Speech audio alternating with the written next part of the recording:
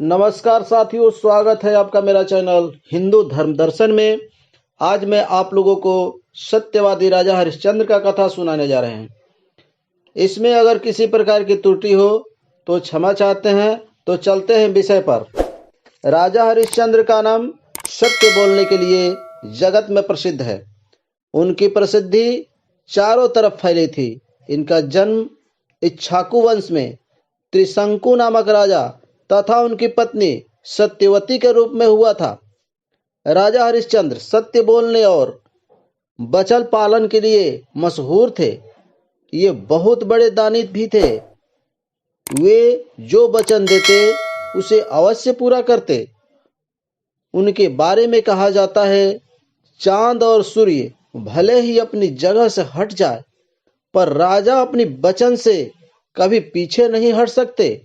सत्यवादी राजा हरिश्चंद्र के विषय में कहा जाता है, चंद टरे सूरज टरे, टरे जगत व्यवहार, पैदरे श्री सत्य राजा हरिश्चंद्र को टरे न सत्य विचार। इनकी पत्नी का नाम तारामती तथा पुत्र का नाम रोहिताश्व था। इनके गुरु वशिष्ठ जी थे। एक बार ऋषि विश्वामित्र ने राजा हरिश्चंद्र की प्रसिद्धि सुनी। वे स्वयं इनकी परीक्षा करना चाहते थे। क्या हरिश्चंद्र हर कठिनाई झेलकर भी वचन पालन करेंगे? लेकिन डर वशिष्ठ जी का था।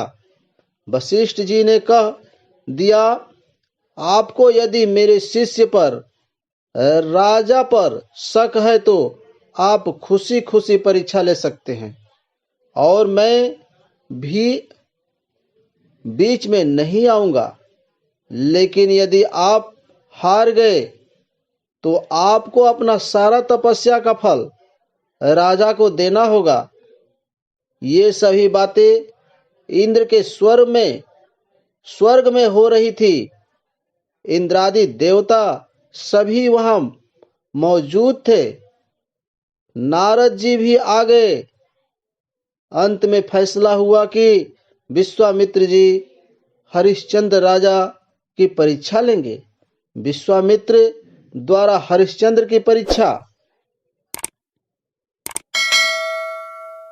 राजा हरिश्चंद्र को स्वप्न में आया कि एक सुंदर स्त्री उनके दरबार में नृत्य और गायन करने के लिए आई है।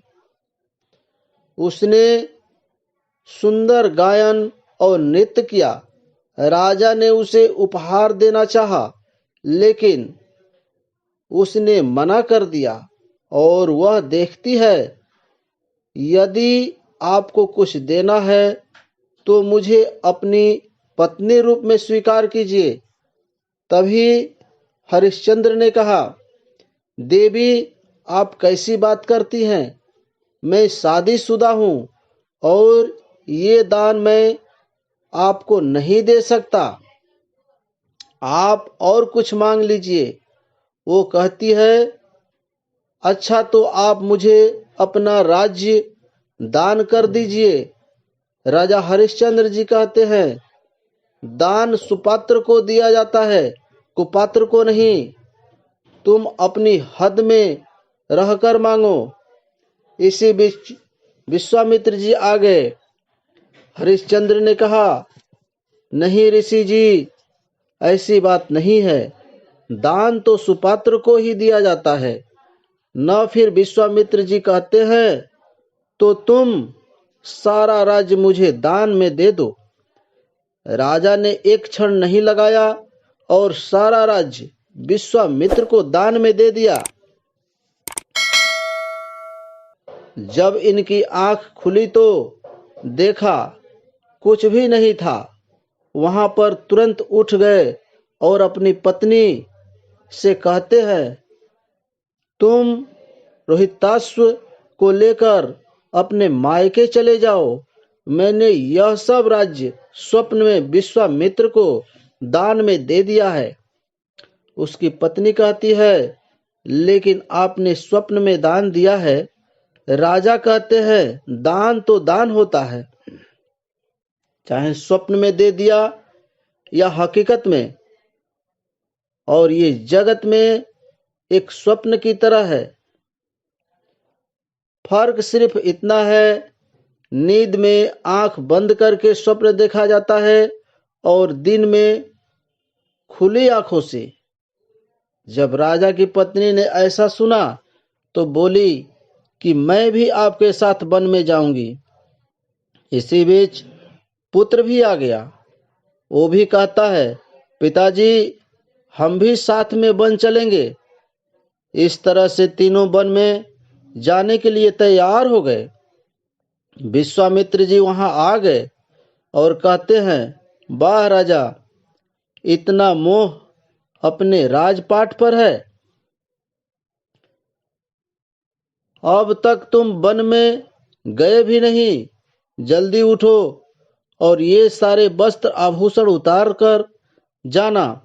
राजा ने सब वस्त्र आभूषण उतार के साधारण वस्त्र आभूषण धारण कर लिए और वन में जाने के लिए विश्वामित्र जी ने हरिश्चंद्र की पत्नी का मंगल सूत्र तक उतरवा लिया। फिर विश्वामित्र जी कहते हैं, तुमने मुझे दान तो दे दिया, लेकिन दक्षिणा कौन देगा? तब हरिश्चंद्र जी राजकोष अधिकारी को दक्षिणा देने के लिए कहते हैं, लेकिन विश्वामित्र जी कहते हैं, ये तो सब मेरा ही है। मुझे 1000 स्वर्ण मुद्रा दान में दे दो। हरिश्चंद्र जी कहते हैं कि मुझे 1 महीना का समय दीजिए, आपको मैं दान भी दे दूंगा। विश्वामित्र जी कहते हैं, 1 महीना से 1 दिन भी ऊपर हो गया तो तुम झूठे राजा कहलाओगे। अब तीनों वन में निकल गए, एक एक पैसे की मुमताज हो गए। जो राजा हजारों स्वर्ण मुद्राएं दान में दे देते हैं, वे आज एक एक मुद्रा एकत्र करते हुए घूम रहे हैं।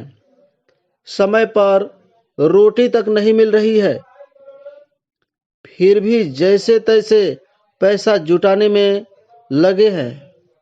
जैसे तैसे करके तीनों ने स्वर्ण मुद्रा का इंतजाम कर लिया। 29 दिन हो गए। हरिश्चंद्र ने सारी मुद्राएं एकत्रित कर एक पोटली में रख दी, लेकिन रात को घर में चोर घुस आया और सारी मुद्राएं लेकर चला गया। उसकी जगह एक पोटली रख गया जिसमें मिट्टी और छोटे छोटे पत्थर थे।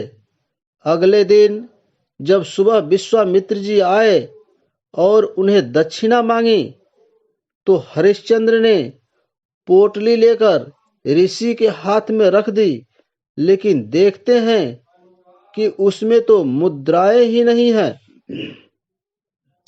केवल पत्थर और मिट्टी है। विश्वामित्र जी को क्रोध आ गया और कहते हैं, वाह राजा, यही दक्षिणा देकर अपमान करना था। मेरा तो पहले ही बता देते। राजा हरिश्चंद्र जी कहते हैं, मुनिवर हमें क्षमा चाहते हैं। मैंने एक एक पाई करके एकत्रित की थी, लेकिन पता नहीं यह क्या हो गया। तब हरिश्चंद्र जी अपने पुत्र और पत्नी के साथ कहते हैं, यदि हम आज संध्या तक आपके दक्षिणा के पैसे नहीं चुका पाए तो जगत से मेरा नाम मिट जाएगा। और यह कहकर काशी के बाजार में बिकने के लिए चल दिए। काशी के बाजार में बोली लगाई गई। सबसे पहले हरिश्चंद्र की पत्नी बिकी है 500 मुद्राओं में। फिर हरिश्चंद्र के बेटा बिका 200 मुद्राओं में। जब 1000 मुद्राएं नहीं हुई तो हरिश्चंद्र ने खुद को बेच डाला और इस तरह से 1000 मुद्राएं एकत्रित करके विश्वामित्र जी को दक्षिणा में देकर अपना वचन निभाया। हरिश्चंद्र की पत्नी और उनका बच्चा एक सेठ के यहाँ नौकर रह लिया। दिन रात वो उससे काम करवाते थे, खाना भी समय पर नहीं देते हैं और मार पिटाई अलग से करते थे, लेकिन उनके खिलाफ एक शब्द भी नहीं बोलते थे क्योंकि बिके हुए थे। इस तरह से हरिश्चंद्र जी को एक चंडाल के यहाँ काम करना पड़ा। राजा होकर भी हरिश्चंद्र ने एक डोम के यहाँ काम करना स्वीकार किया। वह उसकी हर तरह की सेवा करते, छोटे से छोटे काम करने में भी न हिचकिचाते। हरिश्चंद्र का कार्य सेवों के वस्त्र आदि एकत्रित करना था। उसे शमशान भूमि में ही रहना पड़ता था। शमशान घाट की रखवाली करते थे और बिना शुल्क लिए शव को जलाने नहीं देते थे। ये उनके मालिक का हुक्म था। एक बार हरिश्चंद्र का लड़का सेठानी की आज्ञा से फूल तोड़ने के लिए गया। वहां पर एक सांप ने उसे डस लिया। हरिश्चंद्र का लड़का मर गया। माँ को जब पता लगा तो खूब रोई और रोती रोती अपने बेटा का शव शमशान घाट में ले आई। शव शमशान घाट में रख दिया। तभी हरिश्चंद्र जी वहां आए और कहते हैं, देवी आप कौन हैं और इस बच्चा का अंतिम संस्कार करना चाहते हैं तो कुछ शुल्क दीजिए। उसकी पत्नी कहती है कि ये मेरा इकलौता बेटा है और सांप ने उसे काट लिया है, लेकिन मेरे पास देने के लिए कुछ भी नहीं है। हरिश्चंद्र को पता चला कि ये मेरी पत्नी है और आज मेरा ही बेटा मर गया है, लेकिन हरिश्चंद्र जी कहते हैं, देवी बिना शुल्क लिए मैं आपके बेटे को अग्नि नहीं दे दूंगा।